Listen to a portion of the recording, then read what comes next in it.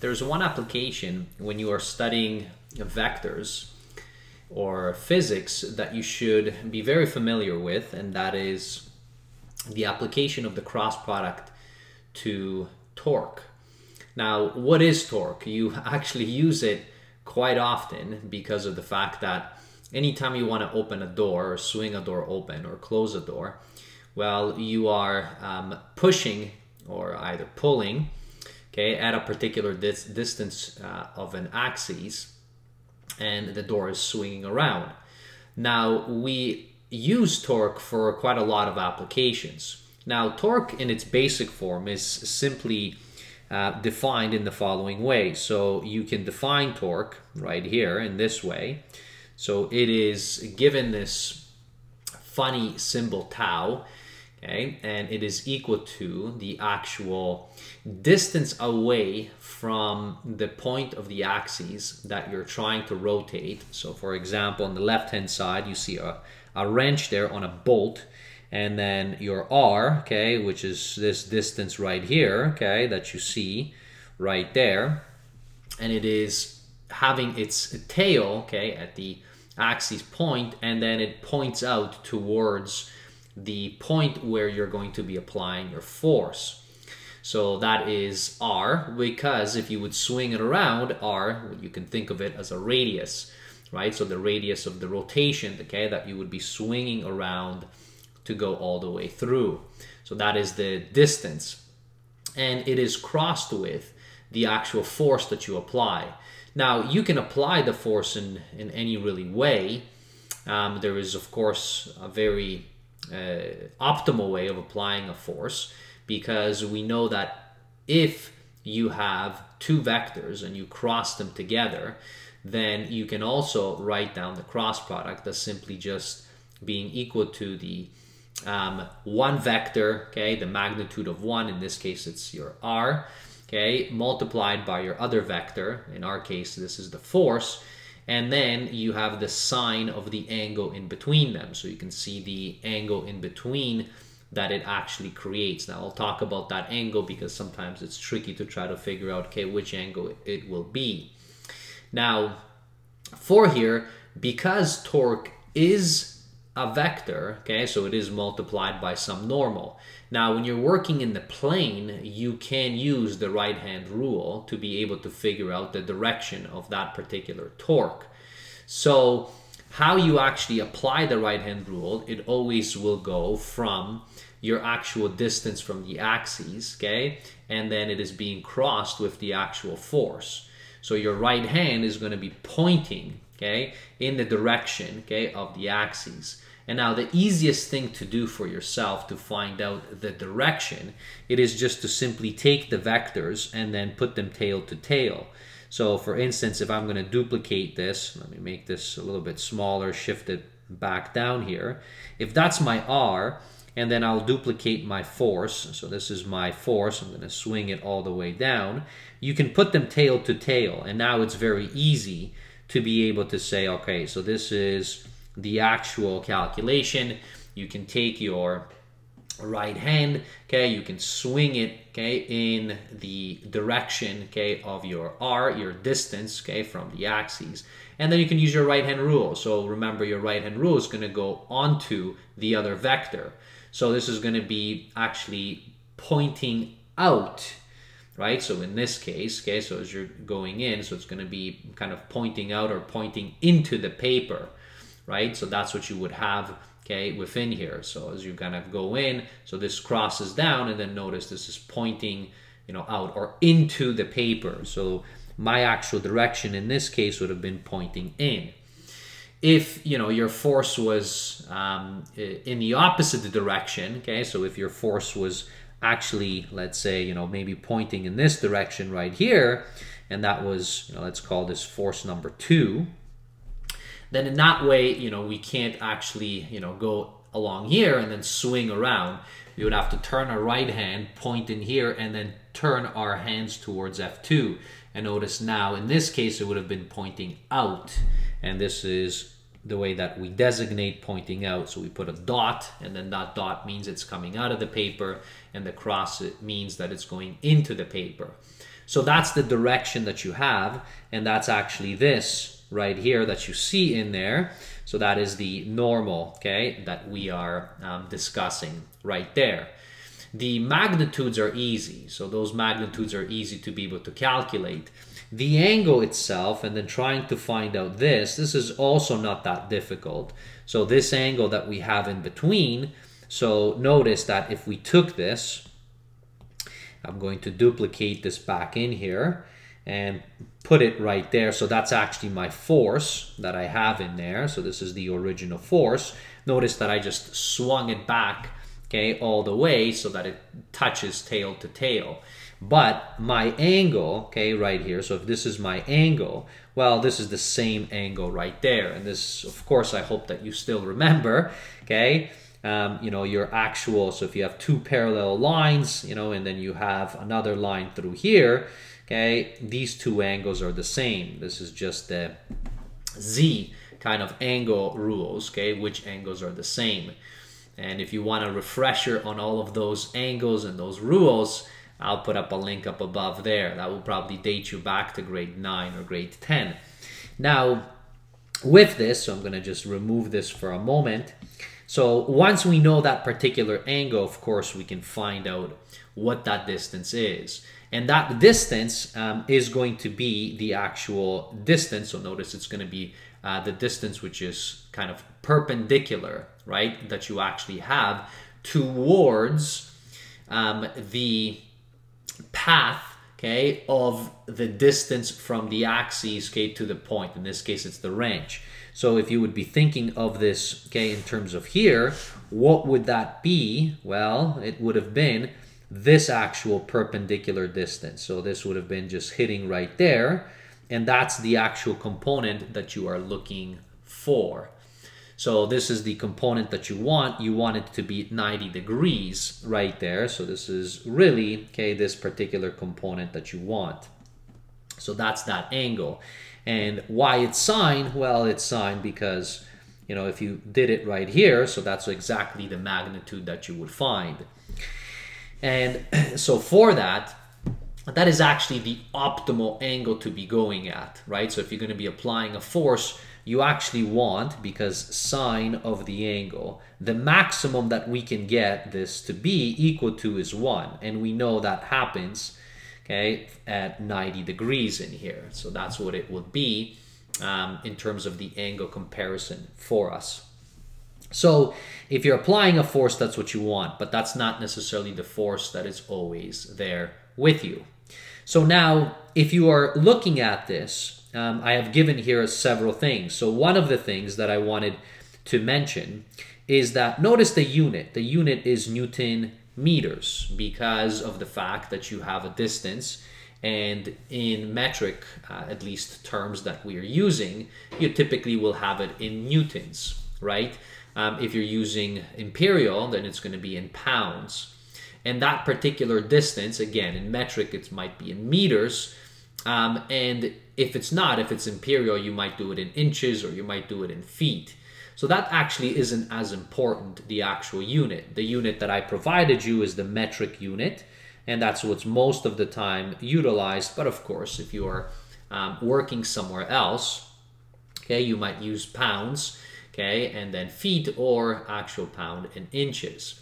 Now, be careful here, because if you remember, so as you were studying the dot product, so for the dot product, and this is, I'm going to bring you back a little bit, okay, with regards to the dot product, and I think this is something that you should be aware of, because if you're looking at the units, you might question this, because from the dot product, if you remember the definition of work, and the definition of work was actually the force applied dotted with the actual distance, right, that we had, okay, within here, or it was the displacement itself.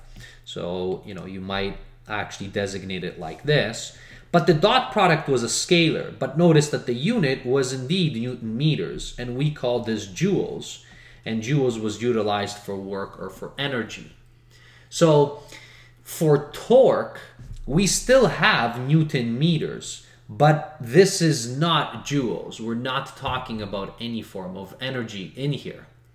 Torque actually just measures the ability to have rotational movement around some kind of a pivot point in here. So that pivot for us is the bolt, but it doesn't have to be. It can be the actual hinges if you're talking about a door and the door is swinging around. So torque just measures the ability of that dynamic movement, okay, and it is in a rotational way. So in here, you know, so as I drew it, okay, it would kind of be in this direction, right? So as we would be swinging through the wrench, okay, and trying to rotate the bolt, okay, over. And if you can imagine, you know, if this was a door, you know, so if you have a door on hinges, okay, and then you have your door right there, okay, so that way is if you're doing this and you're applying it, well, then your actual door is going to be start swinging and opening up around those hinges. So coming back to this unit, be careful. We do not write torque as joules. We actually do utilize kind of Newton meters, at least in the metric system. So this is useful to remember, okay, for us. So we never will write actually joules for torque. It's going to be Newton meters in terms of our unit. And torque, unlike the dot product, because the dot product is a scalar, and notice that it has very similar definition, right? It basically has something like this, except instead of the sine theta, it had cos theta. And for that, in terms of the cos theta, okay, times the actual magnitude, it was just a scalar. There was no vector applied, but torque is defined with the cross product, so it will give us an actual vector. The vector will have a magnitude, so this is the magnitude itself, but it's also going to have a direction. And for instance, in our case, you know, it might be into the paper or out of the paper as we're going through. So kind of in summary, here is your formula for torque. It does utilize the cross product right there. It does have a unit, at least this is the unit for the metric system. You can have pounds, okay, feet, or pounds, inches, okay, if you're using imperial system. And it does utilize, because of the fact that it's a vector, so it will utilize the right-hand rule. And the easiest way to apply the right-hand rule is to do exactly this. I'm going to just remove right here all of this just so that it's nice and clean. But the right-hand rule is utilized by pointing the two tails, okay, side by side, and then deciding, taking your right hand and seeing, okay, which way is it going to go. You always go from the radius vector onto the force, and that's going to tell you if you are going into the paper, okay, or maybe, okay, you're going out of the paper, right? So depending on the direction. So let's take this and actually put some numbers here so that we can see this thing in action. I'm going to take this, copy it, bring it down right there. So this is what we have, and let's give it some numbers. So for example, you know, if this particular, you know, if the wrench, well, the wrenches aren't huge. That being said, they are huge if you are having massive bolts. And for example, if you're doing your car tires, it's a huge advantage to be able to have a long wrench, okay, where the handle is really long. And the reason for that is because of the fact that, okay, if you go back in here, notice that it's the magnitude, okay, of your actual, you know, handle of your wrench that matters, and it will create much bigger torque where you don't have to apply as much force. So we're actually using physics, okay, to rotate these bolts. You know, even a smaller person can do it with not a lot of force, okay, if the handle is long enough so that you can create enough torque to actually, you know, create that actual rotation, right? So that's what we have in there. So within this example, I'm going to assume, let's say that we have, you know, the magnitude, okay, of my radius. Let's say that this range is, I don't know, maybe, you know, let's say 45 centimeters, for example. let's say that the force itself, okay, that we have, maybe it's 100 newtons. Okay, I'm just putting that at random. And then, you know, let's say that that angle in between is, let's say, maybe 60 degrees. All right, so this is what we would have. So now, if we wanted to find out what the torque is, so here to find the torque, so we use tau, right? And so this is the Greek letter tau. It is equal to, I don't have to do the direct cross product. I can actually just find out, okay, so within here, what the magnitudes are. So this would have been 45 centimeters, but we have to turn it to meters. So this has to get turned back into meters because of the metric units. Okay, this is going to be, this is already in newtons, so this is going to be times 100 newtons. Okay, and the actual sine, so this is going to be sine of 60, right? So this is what we have, and that is just the magnitude, right? So within here, I can put that this is just the magnitude. My actual direction, so as we saw in here, so from the previous, you know, if we took our actual right hand, we did it in the direction of R.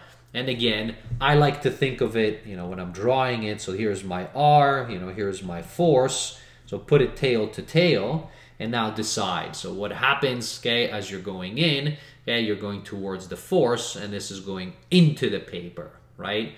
So that's what would actually happen. So my direction is into the paper, and it will start to swing this in this direction. So rotate it through, and we can find out what this magnitude is. So this is going to be 45, and then sine of 60, I guess, is square root of 3 over 2. If you still remember your unit circle, right? If you don't remember your unit circle, okay, you can punch it into your calculator, or you can do a deja vu on the unit circle. I'll put up a link up above there for you.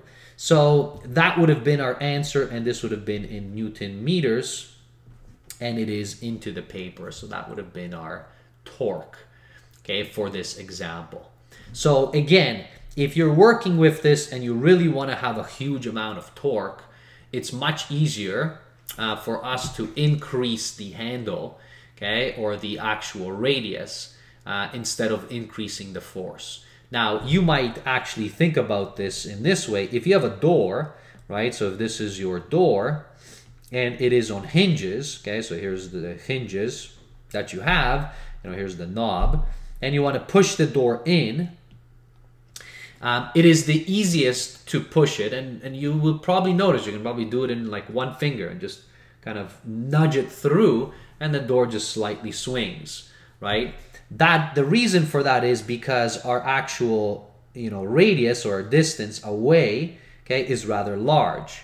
Now, if you try to do the same thing, so if you try to push right here, where your actual radius is tiny, to provide the same amount of torque, you would have to do a huge amount of force. So one little finger right by the hinge and pushing it ain't gonna work most of the time, unless, you know, you have your hinges really lubricated and it's, you know, it's super easy to do it. But in general, okay, you know, it's much easier to be able to do that when it's further out, okay, than it is, you know, further closer in. And that is the same thing. So if you're using a wrench and you're trying to tighten up a bolt or loosen a bolt, okay, the bigger the handle, the easier it will be for you, okay, as you're kind of twisting it back and forth for yourself. So this is an introduction to torque, okay, with an example. It gives you some kind of a sense of where cross products are applied. So this application is actually towards physics, although you do utilize it not just in physics, you can have it in healthcare. So within healthcare, in terms of your bones, right, in terms of rotations, you know, maybe if you've ever twisted, okay, if you put too much torque on a joint, you know, you can really, you know, screw up that joint because it can shift, you know, if you put enough torque on it. You know, very often, sometimes, you know, your ligaments can snap, okay, if you have way too much torque and it's being creating rotational kind of forces that you have in there. So it is applied into healthcare as well. It's applied into engineering applications all over the place. So that is it for this example. I hope that you found it useful, and at least now you have one sense, okay, of how the cross product can be applied. Thanks for watching. Okay, I hope that you can give it a thumbs up, and we will see you in a future video. Bye, everybody. Cheers.